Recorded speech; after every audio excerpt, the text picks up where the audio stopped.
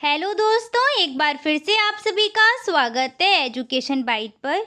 आज मैं आपका डीएलएड थर्ड सेमेस्टर का संस्कृत विषय का 2017 का क्वेश्चन पेपर लेकर के आई हूँ। 2017 में आपके 2 पेपर हुए थे। आज जो मैं आपको कराने जा रही हूँ वो 2017 का सेकेंड पेपर है। चलिए शुरू करते हैं आपकी क्लास। और मेरी आप सभी से रिक्वेस्ट है, क्लास अच्छी लगती है तो लाइक और शेयर करने में कंजूसी मत किया करो। शुरू करते हैं आपका पहला क्वेश्चन। आज का पहला क्वेश्चन है, ओम में ओ के आगे अवग्रह आ है, ह्रस्व स्वर, दीर्घ स्वर, प्लुत स्वर या उपर्युक्त में से कोई नहीं। तो ये जो अवग्रह आ होता है ये होता है हमारा प्लुत स्वर। प्लुत स्वर वे स्वर हैं जिनके उच्चारण में 3 मात्राओं का समय लगता है, इसीलिए इनको त्रिमात्रिक स्वर भी कहते हैं। ह्रस्व स्वर वे स्वर हैं जिनके उच्चारण में 1 मात्रा का समय लगता है, इसलिए इन्हें एक मात्रिक स्वर कहते हैं। और दीर्घ स्वर वे स्वर होते हैं जिनके उच्चारण में 2 मात्राओं का समय लगता है, इसलिए इनको द्विमात्रिक स्वर भी कहा जाता है। इसमें आपके आ, ई ये सभी आ जाते हैं दीर्घ वाले, और उसमें आपके ह्रस्व में छोटा आ छोटी ई ह्रस्व में। अगला है, ई वर्ण का उच्चारण स्थान है कंठ, तालु, मूर्धा या फिर ओष्ठ। तो इसके लिए मैंने आपको एक सूत्र लिखाया था, इच्चु यशानाम तालु। इच्चु यशानाम तालु। इच्चु यशानाम तालु सूत्र क्या कहता है कि ई वर्ण, चा वर्ग पूरा का पूरा चा वर्ग, या और शा, इनका उच्चारण कहाँ से करते हैं? तालु से करते हैं। तो ई का उच्चारण स्थान क्या बनेगा? तालु, यानी कि बी ऑप्शन। नेक्स्ट क्वेश्चन है आपका, पितृणाम पद में कौन सी संधि है? पहले तो पितृणाम को सही करके लिख देते हैं। पितृणाम यहाँ पर अशुद्ध लिखा है, पितृडम शब्द होता है। क्या होता है? पितृडम। पितृडम का विच्छेद करो तो पितृडम का जब संधि विच्छेद करेंगे तो बनता है हमारा पितृ प्लस ऋणम। ये और आप देख पा रहे हैं पितृ में क्या आ रहा है? री आ रहा है, और यहाँ पर भी री है। यानी कि जब 2 समान स्वर मिलते हैं तो कौन सी संधि होती है? वहाँ पर होती है दीर्घ स्वर संधि। और 2 समान स्वर मिलकर किस में कन्वर्ट हो जाते हैं? अपने दीर्घ में। तो यहाँ पर आ जाएगी दीर्घ संधि। दीर्घ संधि का सूत्र क्या होता है? अकः सवर्णे दीर्घः। एक चीज़ और क्लियर कर दें कि अगर जिससे हमें ह्रस्व री की मात्रा लगानी है तो कैसे लगेगी? इस तरीके से। और यहीं दीर्घ री की मात्रा लगानी है तो वो लगती है इस तरीके से। अगला आपका है, शुद्ध वाक्य है, ज्ञानम विना न मुक्ति, ज्ञानेन विना न मुक्ति, ज्ञानात विना न मुक्ति या उपयुक्त सभी। तो यहाँ पर ये जो बा है इसमें थोड़ा सा मिसप्रिंट है। ये बा ये वाला नहीं होगा, यहाँ पर वी होगा, ये वाला। ठीक है, इसको आप ध्यान रखिएगा। अब यहाँ पर ये जो क्वेश्चन है ना, ये क्वेश्चन बहुत ही ऐसा क्वेश्चन था ना कि इसका आंसर मुझे सही नहीं मिल रहा था। मुझे इस क्वेश्चन में खुद से डाउट था, तो मैंने सोचा पहले मैं इसको कहीं से देख लूँ। गूगल पे मैंने कई बार इसको सर्च किया लेकिन मुझे सही आंसर इसका मिला नहीं।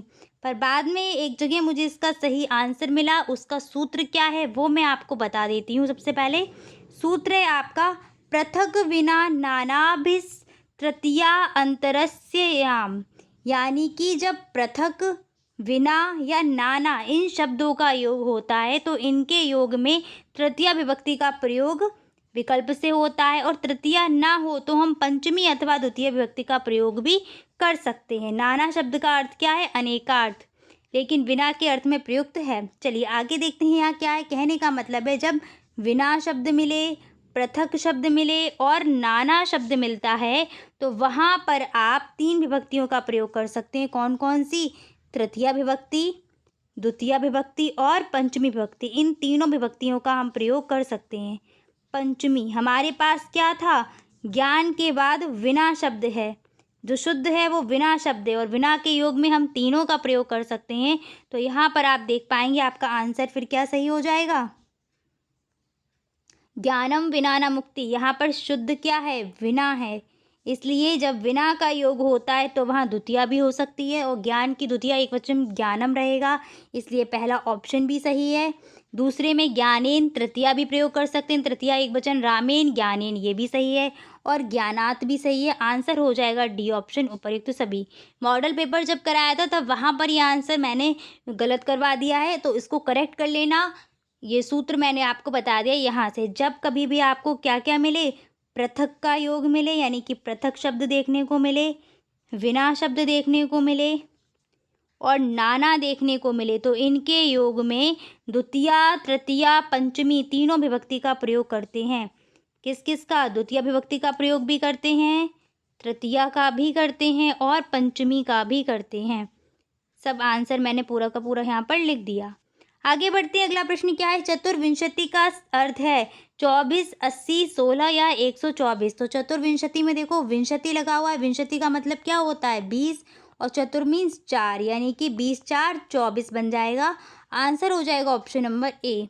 दीर्घ स्वर कितने होते हैं? तो दीर्घ स्वर हमारे 8 दीर्घ स्वर हैं। कौन कौन से?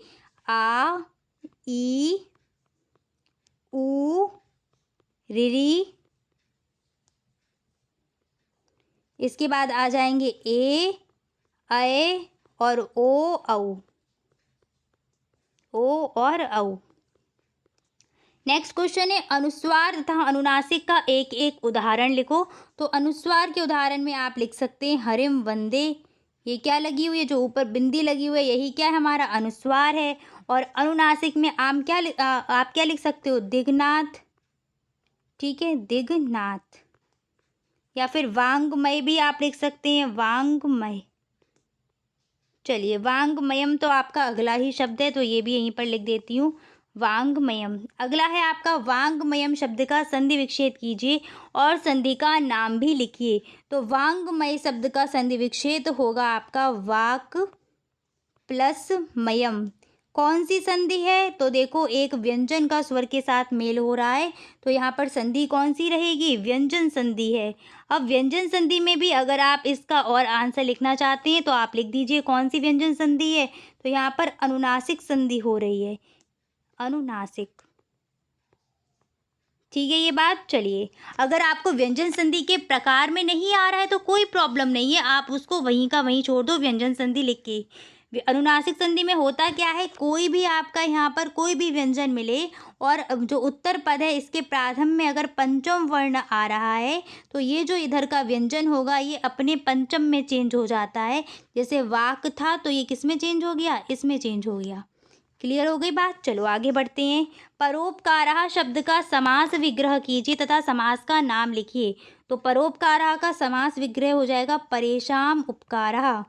दूसरों पर उपकार होता है परोपकार, तो परेशान उपकारः इसका समास विग्रह रहेगा। समास कौन सा है? तो तत्पुरुष समास है। दूसरों पर उपकार, यहीं से समझ में आ रहा है कौन सा है? तत्पुरुष समास। नेक्स्ट है मातृ शब्द का षष्ठी विभक्ति तीनों वचनों का रूप लिखो। तो मातृ का षष्ठी विभक्ति एक वचन है मातु, द्विवचन है मात्रो और बहुवचन होता है मातृणाम। श्रु धातु का, श्रु मीन्स होता है सुनना, धातु का लट लकार प्रथम पुरुष के सभी वचनों में रूप लिखो। सभी वचनों में लिखना था, प्रथम पुरुष के सभी वचनों में। तो आपका प्रथम पुरुष का एक वचन हो जाएगा शृणोति, द्विवचन हो जाएगा श्रुणुताः और बहुवचन हो जाएगा शृण्वति। अगला है प्रत्याहार किसे कहते हैं? किसी एक प्रत्याहार को सौदाहरण समझाइए। तो संस्कृत वर्णमाला में क्या है? माहेश्वर सूत्रों से ही इन प्रत्याहारों की उत्पत्ति हुई है। 42 प्रत्याहार हैं और 14 माहेश्वर सूत्र हैं, ध्यान रखना। प्रत्याहार की संख्या कितनी है? 42 है। प्रत्याहार विशेष सूत्र हैं जिसमें पाणिनि के माहेश्वर सूत्र के वर्णों को एक विशेष क्रम में रखा गया है। एक ये बात भी बोल सकते हो कि वर्णमाला के जो वर्ण हैं उनको संक्षिप्त में दर्शाने के लिए जिन सूत्र का प्रयोग कर रहे हैं वो हमारे क्या है? प्रत्याहार हैं। और जैसे यहाँ पर हमें एक्सप्लेन करना था किसी एक का, तो अक प्रत्याहार ले लो। अक प्रत्याहार में कौन कौन से वर्ण आ जाएंगे?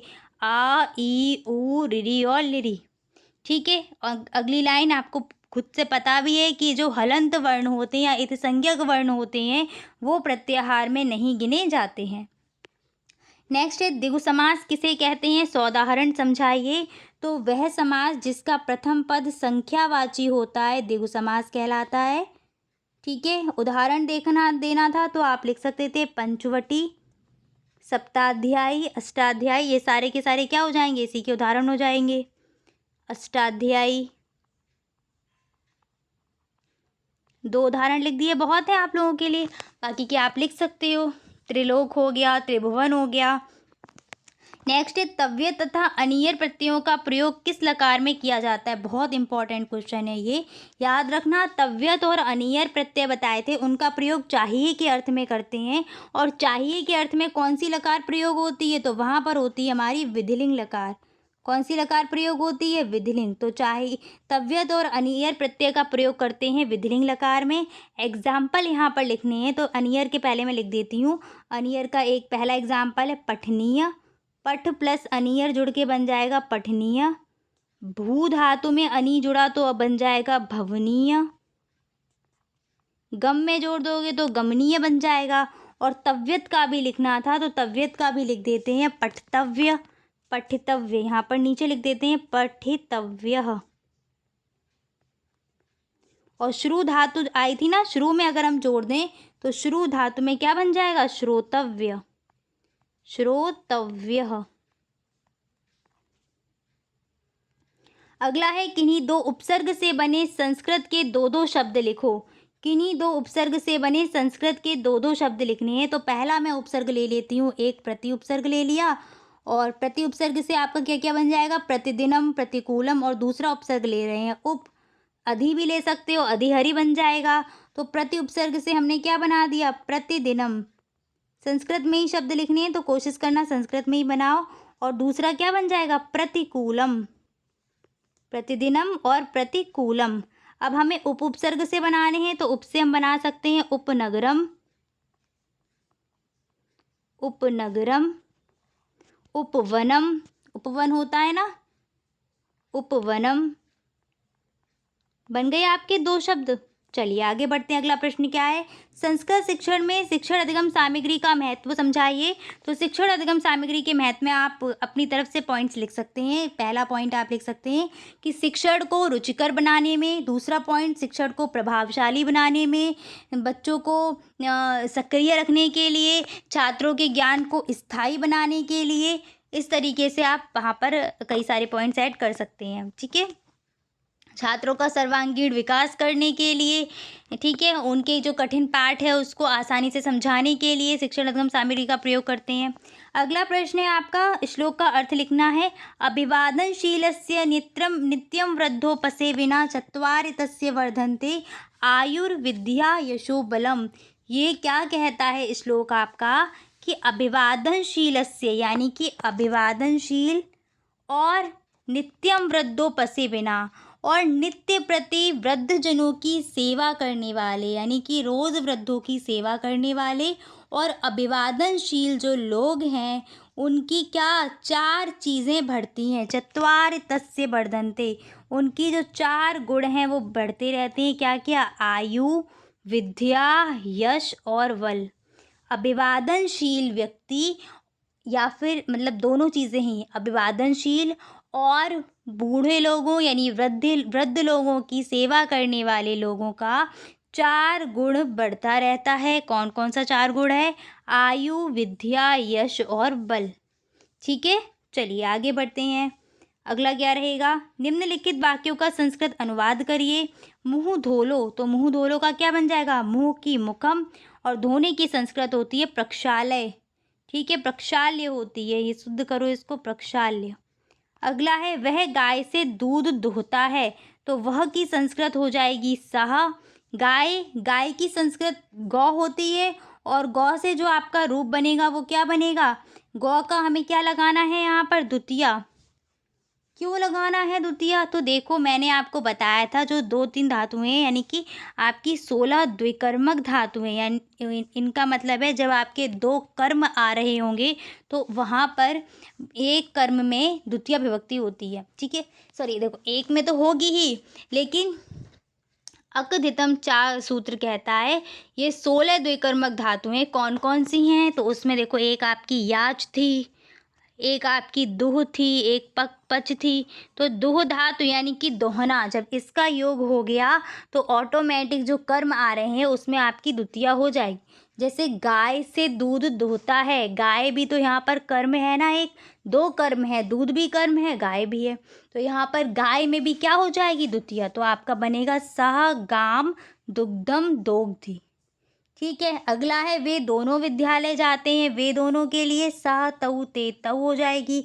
विद्यालय की विद्यालयम जाते हैं, ये क्या है आपका?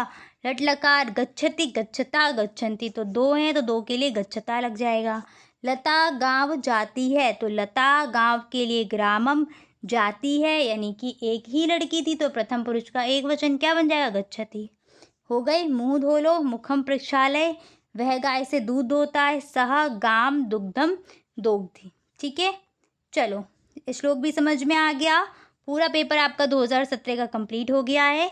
क्लास अपने दोस्तों को शेयर कर दीजिएगा। मिलेंगे फिर अगली क्लास में अगले प्रश्न पत्र के साथ।